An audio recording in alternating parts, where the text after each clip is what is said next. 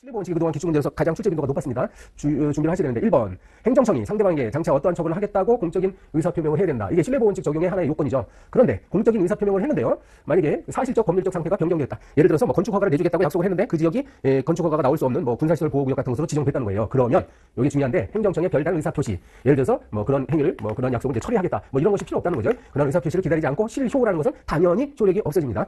자, 됐죠? 그다음에 2번. 자, 법령의 개정도 여러분 신뢰보호 원칙의 대상이라는 걸 일단 아시고요.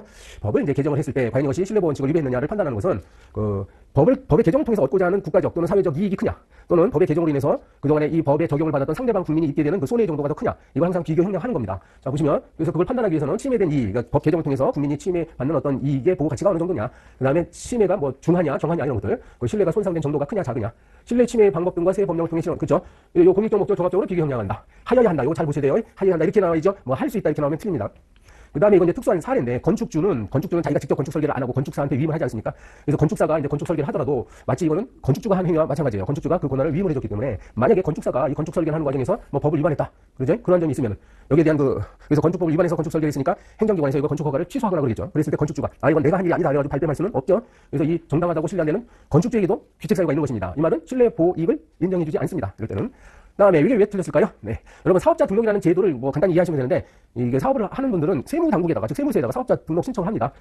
이건 나중에 이제 그 세무서가 이걸 알고 있어야 이제 과세를 하지 않습니까? 그래서 사업자 등록 여부는 사업 허가하고는 다른 거예요. 이게 사업을 허가내주는 것이 아닙니다, 여러분.